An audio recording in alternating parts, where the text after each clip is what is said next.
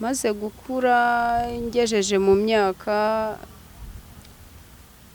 5 nibwo musaza wanjye wabaga kwa nyogokuru yamfashe ku ngufu mfite imyaka 5 hafi 6. Yo mana we.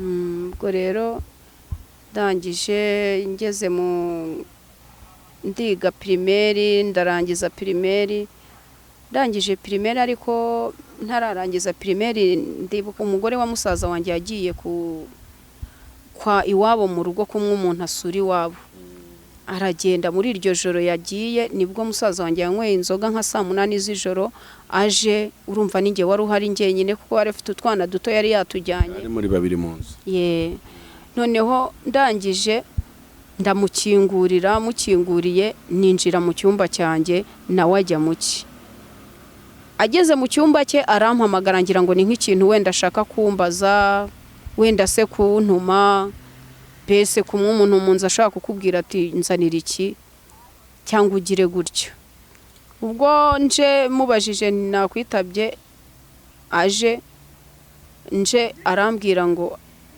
mbega nta kintu yavuganye nanjye yahise amfata nibwo yamfashe ku ngufu rero kuko naramubwiye nti nzakurega kuri mama turimo tugundagurana arambwira ngo mama sazangira gute ndavuga nti ngiye kuvuza induru arambwira ngo induru urayihande hano mbega yakoresheje imbaraga ze zishoboka zose ku buryo icyo gihe yanyangije nabwo hanyuma ubwo nibwo yamfashe ku ngufu namaze igihe ntazi ko mfite inda mara amezi 4 mfite inda y'amezi 4 nibwo namenye ko ntwite nabwo ari ubimbwiye ya musaza wawe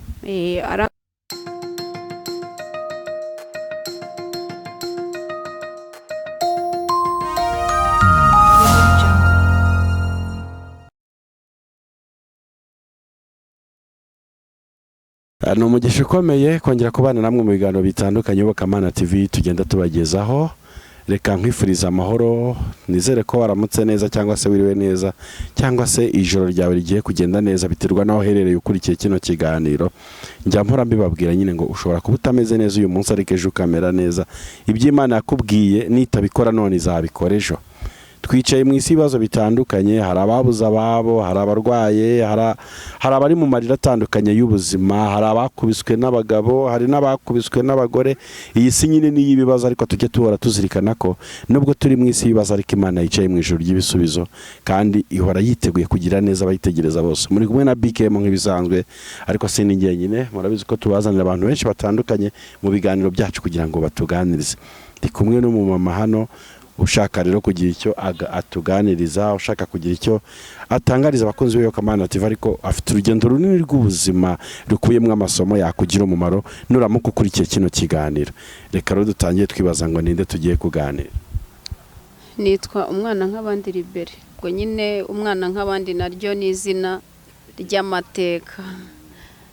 Ngewe navutse ndi umwana mu muryango mvuka nkiri uruhinja mama ajya kunyitisha izina kuko yari yaratandukanye na papa yagiye kunyitisha izina baranyanga papa n'abavandimwe be baranyanga ubwo no kugira ngo nitwe izina nitwe umwana nk'abandi niswe na sogokuru ubyara papa cyapake ko bitoroshye. Izina ryawe waryiswe na sogokuru? Yego naryiswe nawe kuko papa yari yanze kunyita umusaza harabuze uko abigenza we aranyita kugira ngo haradatera mama gahinda niki niwe wanyise izina. None bari banze ko bakwita neza? Bari babyanze ngo sindi uwabo. Ubwo rero muri ubwo buzima nabayemo bwose nako navukiyemo nakuranye icyo cyangiro kugeza ubwo nakuze n'abavandimwe banjye bakanyanga. Reka none uyu mwana wacu tubanze tumuhoze. Niko sogokuru rero ngo abatanze izina abandi baryima? Yego nyita izina nkurana iryo zina ariko nakuze ntakundi iryo zina nza kubaza impamvu banyise iryo zina. Umuntu naribajije w'umuturanyi niwe wansobanuriye ibyabaye mvuka. Ubwo rero mama we ntago yari yarabimbwiye. Maze gukura ngejeje mu myaka 5 nibwo musaza wanjye wabaga kwa nyogokuru yamfashe ku ngufu mfite imyaka 5 hafi 6. yo mana we. Ubwo rero ndangije ngeze mu ndiga primaire, ndarangiza primaire. Ndangije primaire ariko ntararangiza primaire ndibuka akantu gato nsubira inyuma gato. Hari ikintu nibuka papa yampaye kuva nabaho. Papa yampaye voka y'10. Voka y'10 yayimpaye nabwo ari umusazi umusabye voka umubwiye ngo namugurire voka ku muhanda kumutambuka, umusazi akaba yakubwira ati wanguriye iki. Abamuguriye voka agira isoni rero ko ndi umwana we kandi nanjye nicaye aho ngaho. Aba nanjye anguriye voka y'10. Nanjye arambwira ati fata voka y'10. Nibwo nafashe iyo voka. Ubwo nicyo kintu mu buzima nibuka papa yampaye, kuko na minerivare ya primaire yanze kuyindihirira kandi kera twishyuraga inote y'100. Ubwo rero arangije nibwo nakomeje ndakura nderwa na mama nawe yari yakuze mu burushyi nyine. Ubwo atandukanye na papa bamuhaye inzu ye y'uburushyi iwabo, aturereramo turakura, ducira inshuro agira gute. Bese bwari ubuzima butari bwiza, nkurira muri ubwo buzima. Ariko nkiri ntararangiza primaire nibwo abavandimwe banjye witwaga mukuru wanjye yajyaga ambwira ko tutava indimwe. Igihe cyose twatongana kumwe abana bashwana akambwira ati wowe nta nubwo tuva indimwe ntitukuzi. Ubwo bikambabaza nkagenda nkabibwira mama akambwira ati bihorere. Ati se ninde wababwiye ko mutava indimwe? Ubundi niki gituma bahora bakubwira ko mutava indimwe? Ati bihorere. Mama nyine ubwo akabatonganya nyine, ariko ukabona ntibabyumva. Ariko nkura gutyo ntago bigeze babireka, kugeza ubwo icyatumye menya ko bifite intuza ndende nuko mukuru wanjye yatumye ntiga na segonderi. Kuko papa yapfuye mu ntambara amaze gupfa, 94 amaze gupfa nibwo bafashe imitungo bayiha barayitugabanya n'abandi bana b'umugore wa kabiri wa papa.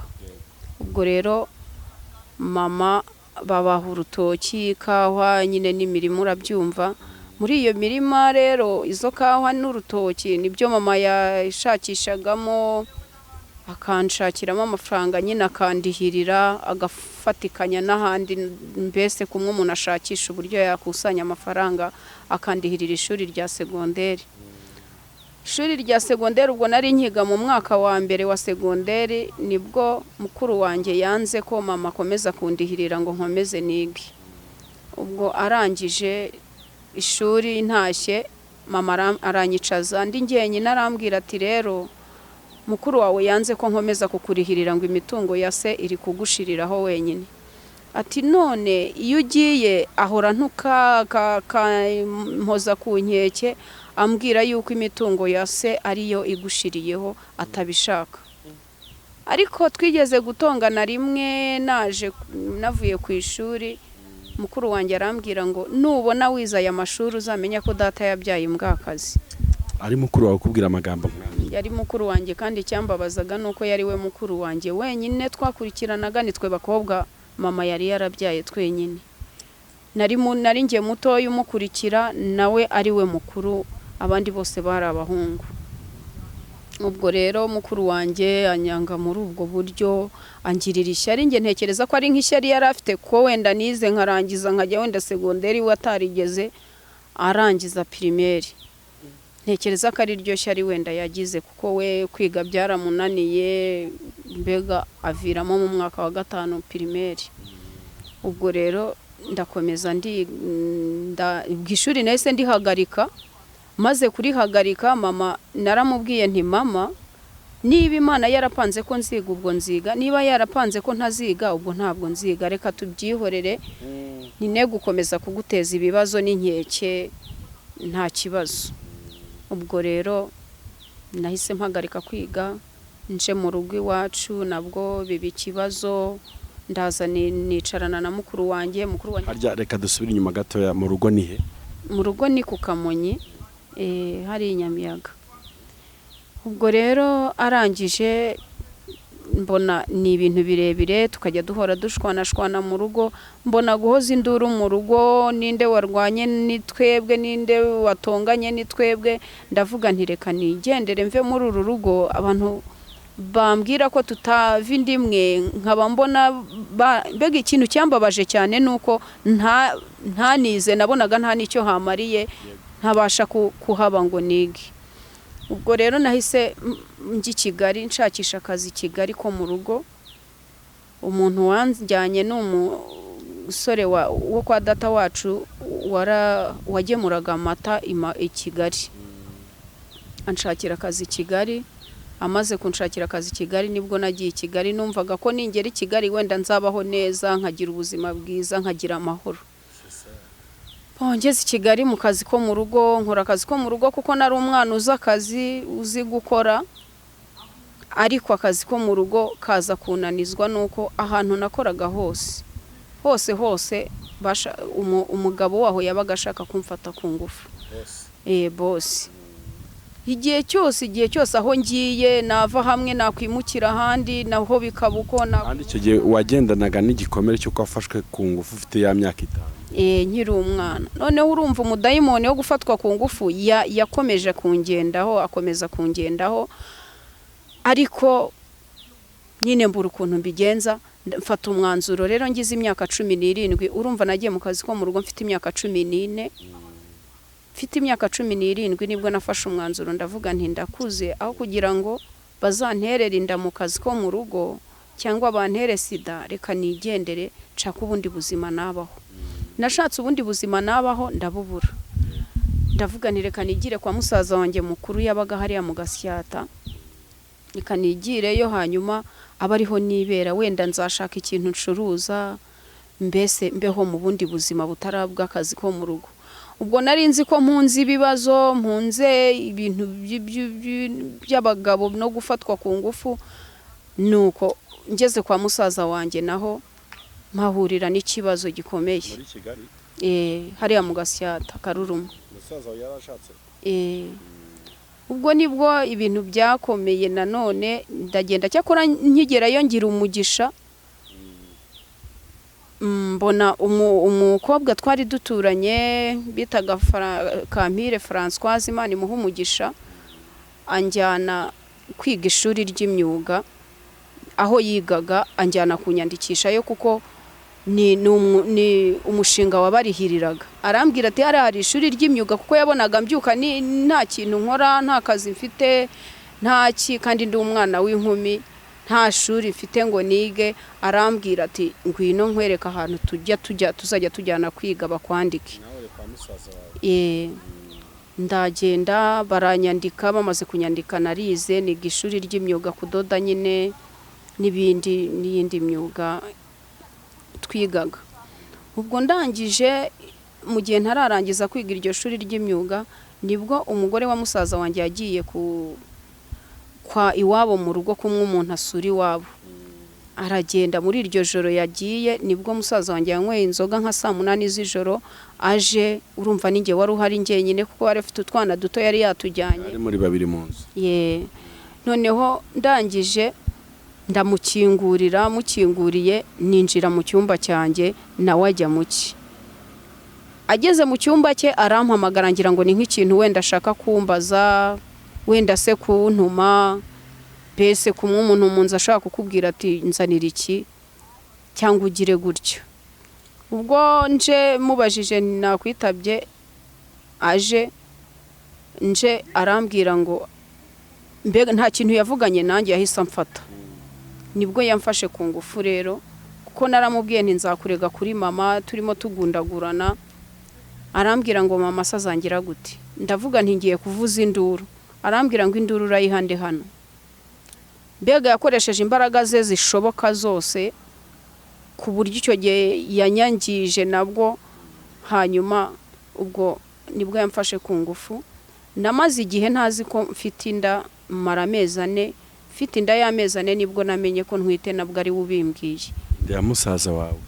Arambwira ngo uzi ko utwite. ndavuga se njyewe ndatwite, nta kindi navuze, nahise nturikandarira.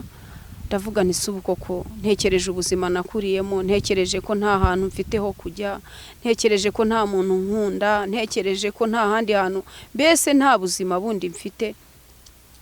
Biranshanga kandi ubwo urumva mu myaka 17 byarancanze kandi binshanga, nta kindi nakora, nta mafaranga mfite, nta bwenge mfite bwo kuba wenda nakwishakira ubundi buzima bwo kubaho ngo muhunge. Byaranshanze. Ndamubwira nti rero nzaguma ahangaha yinda, urabizi nta handi hantu nayijyana, sinayijyana iwacu ngo banyakire, nurumva nta handi hantu najya, nzaguma ahangaha rero mubyara umurere. Noneho ngeze aho ndavuga nti njyewe nimbyara uyu mwana akagira nk'imyaka 3, nzamushyira mama muhendahenda munderere, hanyuma nge nikomereza ubundi buzima, mbe mu bundi buzima busanzwe. Ubwo rero mu gihe umwana agize imyaka 2 nibwo yanteye indinda, antera indinda y'umwana w'umuhungu, nabwo amfashe ku ngufu, kuko twageze aho atandukana n'umugore we, bararegana mu buyobozi, bararegana, umugore bamuha inzu yiwe. Twebwe baratubwira bati noneho mujye gukodesha niba ukeneye gufasha mushiki wawe, kandi umugore akaba atamushaka mu rugo rwe, mwebwe mugende mujye gukodesha, umugore agweme mu rugo rwe. Arugumamo gutyo, kuko yatekerezaga ko nawe nantererana wenda ndi bumurege bakamufunga. Yari yarambujije kuzavuga ko ari we wanteye inda. Naracecetse, ntago bari bazi umuntu wanteye inda. Wabicecetse nk'igihe kingana iki? Nabicecetse igihe kinini, kuko nabivuze ntwite inda y'umwana wa 2, kuko nabonye ko ari ikibazo. Umwana wiwe n'ubundi kuko nabonye ko ari ibintu bimurimo, ameze nk'ibintu agambirira, atari ibintu bimutungura. Nibwo nahise mvuga nti uyu muntu n'ubugome amfitiye, ntahubwo uyu muntu reka mbwire basaza banjye bandi ibintu yankoreye. Nibwo icyo gihe nibwo yatangiye kunkubita, akajya ambwira ko azanyica nintakuramo iyo nda. Iyo nda nanjye ndamubwira nti ntago nzi gukuramo inda. Ndamubwira nti kandi niyo nabimenya, umwana Imana yamenye ataraba urusoro mu nda yanjye, ntago nzamwica. Ndamubwira nti ntago nzamwica, kuko no kwica sinabishobora, kandi niyo nakabishobora ntago nabikora. Nubwo nyine nzemera urwaje nta kundi. Arangije ubwo buri munsi akajya nkubita ngo naramusuzuguye, buri munsi kugeza ubwo yaragiye kunyica indi ifite amezi 5. Nta handi wari ufiteho kujya? Nta handi nari mfiteho guhungira. Ubwo nyine iyo nsohoka muri nkagenda, nari kuba nka mayibobo, ku mutwana tw'utubobo tugenda ku gasozi dutwite, tutagiraho kuba. Natekereza ubwo buzima ngiye kubamo, nkumva ntago byashoboka. Nubwo ndavuga nti n'ubundi byose ni kimwe, reka nguma ahangaha. Nibwo nahagumye, maze kuhaguma, umwana avutse aravuka, hanyuma bigejeje mu gihe umwana avutse ndamurera, kandi ubwo niko yagendaga nkubita, hakaba byagejeje igihe ubundi nsubira nkajya njya hahandi nanze kujya iwacu. Nahamara icyumweru mukuru wanjye tukadiriringa ati noneho urabyumva nawe, umuntu wanyanze ntafite umwana, ntajyagayo mfite noneho 2. Urumva byabaga ari ikibazo. Ubwo nkongera nkagaruka, mbega nahoraga muri urwo gutya, narazengereye, narabuze urwanyica, mbega narazengereye, nta muntu mfite wambwira ati komera humura, mbese abantu baranyanze, mama nawe atanyitayeho. Nuko ubwo rero muri ubwo buzima nabayeho gutyo, mbaho gutyo, maze kugira gukizwa. Ndumva ari nko mu myaka yawe 17, 8, 9 maze kugira gukizwa, Imana nibwo yampamagaye intumaho umupasiteri yaravuye inaha Kacyiru, Imana imuha umugisha, ansanga iwacu Gitarama. Icyo gihe nagiyeyo, narindiyo, arambwira ngo Imana yambwiye ngo irashaka gukizwa, kandi irashaka kwiyoboza inzira, kandi irashaka ko uyigisha inama, ikakugira inama, ikakuyobora. Arambwira ngo niwe uyobora uzayoba, ariko nutegereza Imana ikakuyobora ntabwo uzayoba. nibwo nafashe umwanzuro wo gukizwa, kuko igihe cyose najyaga numvaga ko ntashobora gukizwa ngo Imana impe imbabazi. Najyaga nkunda gusenga, nkajya mu rusengero, nkakunda abaririmbyi, kuko ndibuka ko baririmbyi bajyaga korari yahagurukaga igiye kuririmba nkarira, aho kugira ngo nishime cyangwa numve indirimbo, ahubwo nkarira, kuko nakundaga kuririmba cyane. Nibwo rero maze gukizwa, Imana yampaye n'impano y'ubuhanzi, nyibana muri ubwo buzima bwo gusenga, ubwo buzima bubi, ariko Imana iza kumbwira ngo ninsengere musaza wanjye akizwe. Ndamusengera arakizwa. Nabwo yakijijwe kubw'imbaraga z'Imana n'ibirebire, yakijijwe yumvise ijwi rimuvugisha, niryo ryamuyoboye mu rusengero aho nari nagiye gusengera, mbona nsanzeyo. Hanyuma akizwa ubwo ngubwo, hageze baramusengera. Umushumba nta wundi muntu yahise ahanurira, niwe akimara kwinjira muri urwo rusengero. Amaze kumuhanurira nibwo nawe yaciye bugufi arasenga, afata umwanzuro wo gukizwa, kuko Imana yari yarambwiye ko izamuha agakiza ari njyewe biturutseho. Imuha agakiza, nibwo yahise ifata umwanzuro Imana yo kudutandukanya. Imaze kudutandukanya arabyakira, nanjye ndabyakira, nibwo twahise dutandukana 2013. 2013 tumaze gutandukana, nahise mfata umwanzuro kuba njyenyine. Abana yari yabanyimye kuko nabibwiye n'ubuyobozi ngo abampe aranga, ariko abayobozi bangira inama, baravuga bati abana bawe barakuze, dore umwe afite imyaka 7 umutoya, umukuru afite imyaka 9. Ati nubundi bemerewe guhabwa se akabarera, nubundi niba ashaka abana be bamuhe, wowe ujye ukurikirana uburyo babayeho, nabarera nabo uzaza ubibwira ubuyobozi, tuzagufasha. Abana mbasiga muri ubwo buryo, ariko urumva ko bari nabakuru, bari abana bazi ubwenge. Yampaye abana bazima, yampaye abana bazima, bari bafite ubwenge no mu ishuri. Yampaye abana bazima pe, nta kibazo bafite. Ndabishimira Imana yo mu ijuru. Rero ndakomeje muri ubwo buzima bwo kuba njyenyine muri ghetto. Imyaka 8 ishize, ariko Imana ikaba yarampaye isezerano ry'ubukwe. Uwo nguwo mutoya yari afite imyaka 2, nibwo Imana yampaye isezerano ry'ubukwe, kuko ndibuka ko Imana yajyaga imbwira ngo izankorera ubukwe n'uwo musaza wanjye, yumva bikamucanga. Ariko nanjye bikancanga, nkibaza ntubu bukwe buzaturuka hehe, bikancanga, nkavuga subuko ko zakora ubukwe amateka yanjye.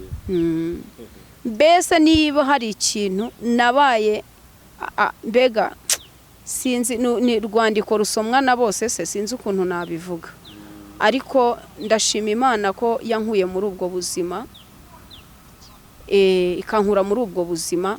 Ubwo aho muri ghetto niho nagiye ngarurira ibyiringiro n'umunezero, kuko ndibuka nkibana nawe ntago navugaga.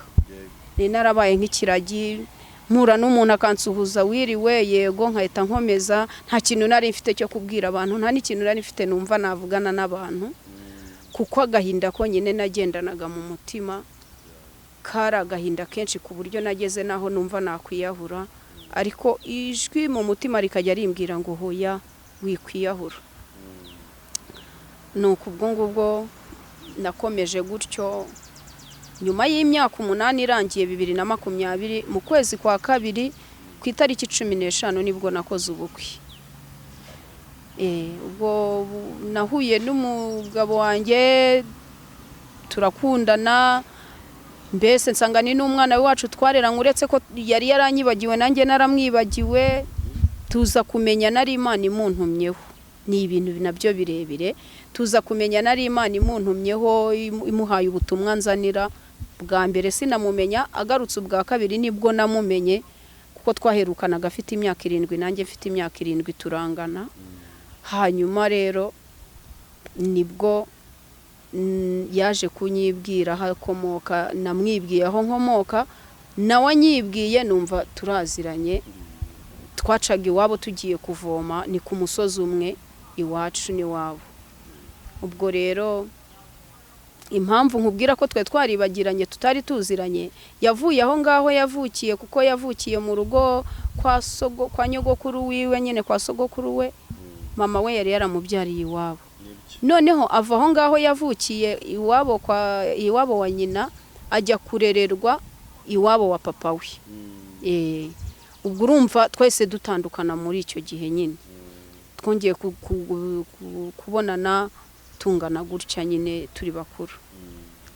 Ubwo rero nibwo namumenye, dutangira kubana nk'abantu baziranye kandi b'abakozi b'Imana, dutangira gusengana gutyo nibwo twakundanye, dufata umwanzuro wo gukora ubukwe.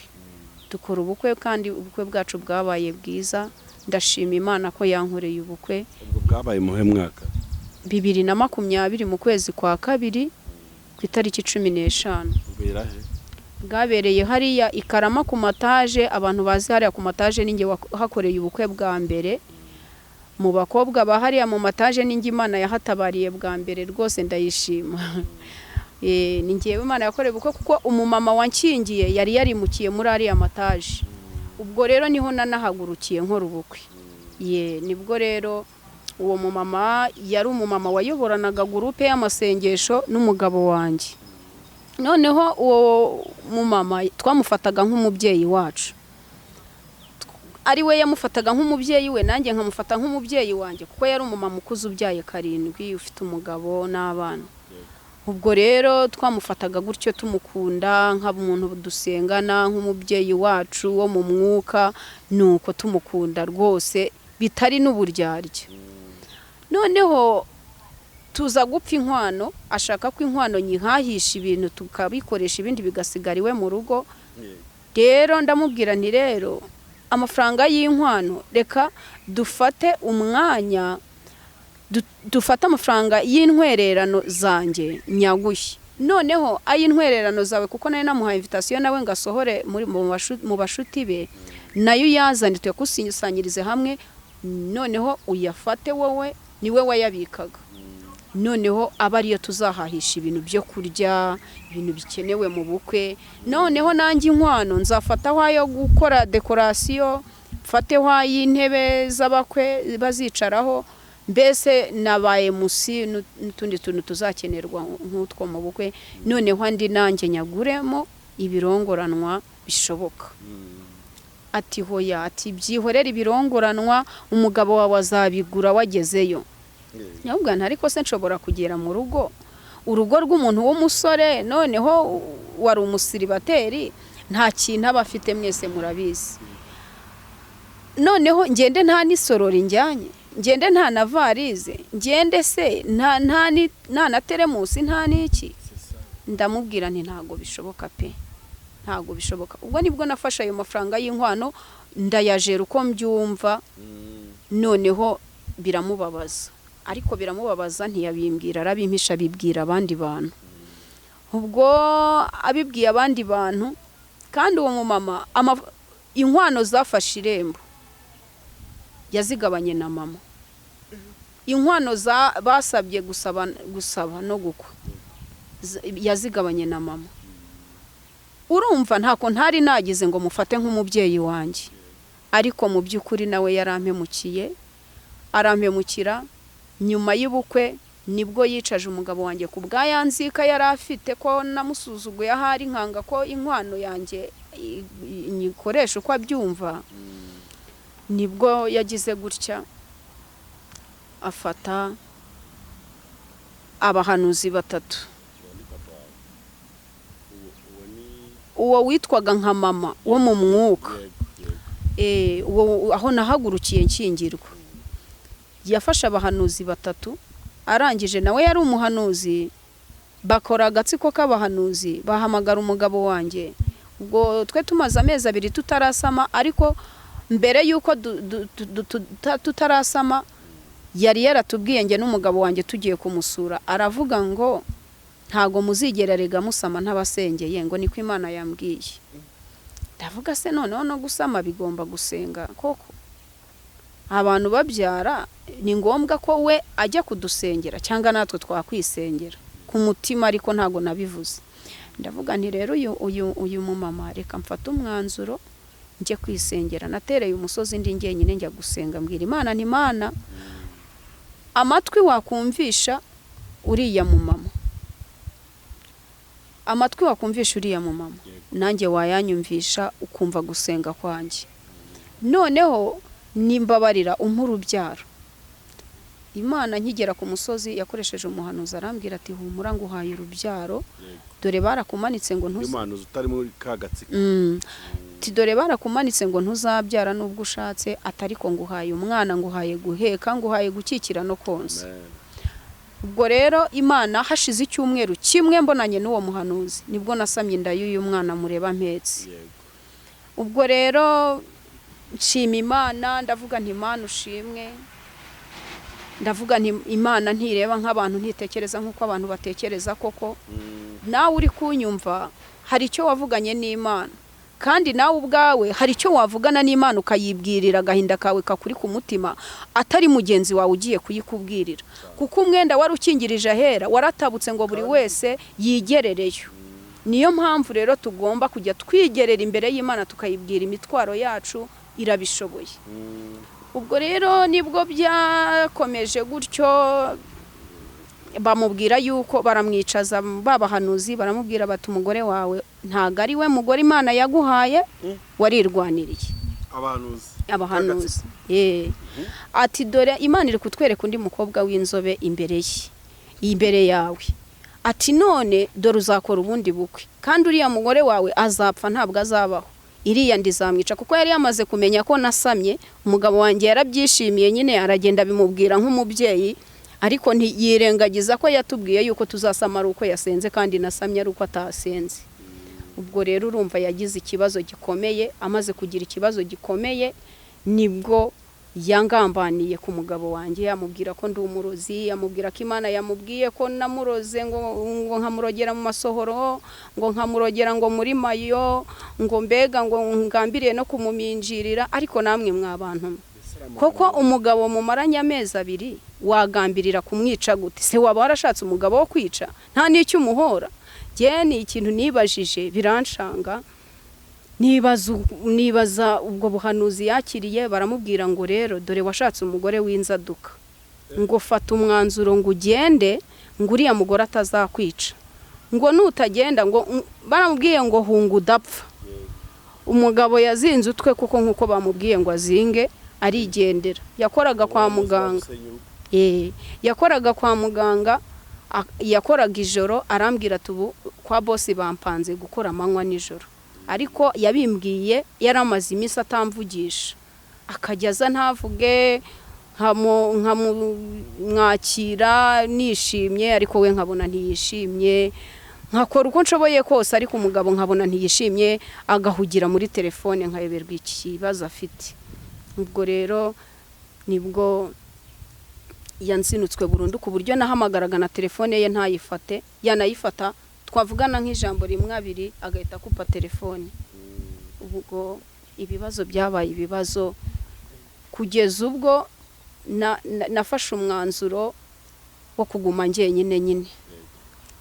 Nari ntwite, urumva nari mfite inda, nageze mu mezi 7 ndanarwara. Uwo muhanuzi akajya nyoherereza message kuri telefone zivuga ngo ugiye gupfa, ngo iminsi 3 urabupfuye, ngo ugiye gusara, ngo nta kindi ushigaje, antuka ngo ndi imbwakazi, antuka ngo ndi ishyano, antuka ngo ningiye ngo wikozeho. Mbese yambwiye ibintu byinshi, ngo kubura ubwenge kwanjye ngo nicyo cyatumye ngo nikoraho. Mbese yambwiye ibintu byinshi cyane bibabaje, ku buryo neretse umuyobozi sedo w'akagari, namweretse iyo message, izo message. Arambwira ati ahubwo izi message uyu muntu akwiye kujya kuregwa kuri ribu bakamuhana, ati kuko izi message ni message mbi cyane, ati ntago akwiye kukohereza izi message unameze gutyo.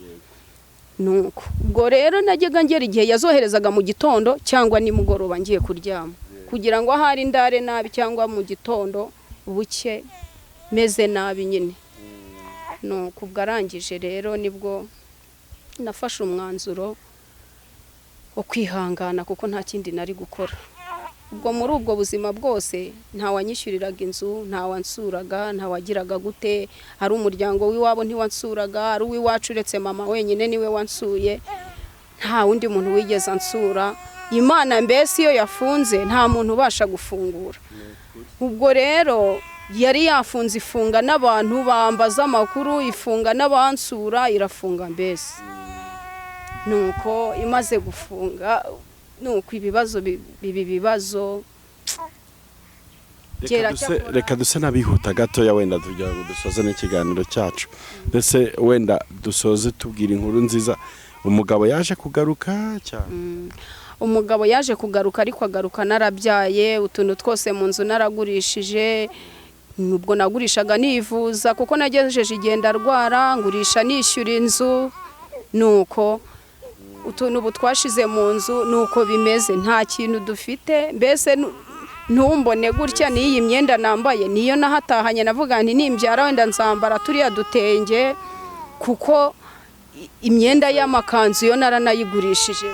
Ubuzima ntabwo bukoroheye mu gihe gisa nk'iki. Ubuzima nyine buri hasi, urumva urugo rwamaze gusenyuka, rwararimbutse, byararangiye, ariko hari Imana, haracyari ibyiringiro. N'iyo igiti cyatemwa cyakongera kigashibuka. Ubwo nanjye njya nizerera muri iryo jambo, kuko Imana nta kintu na kimwe kiyinanira. Umugabo urumva nabyo ni ibibazo, reba mfite uruhinja, nabyaye mbazwe, mbese ni ibibazo.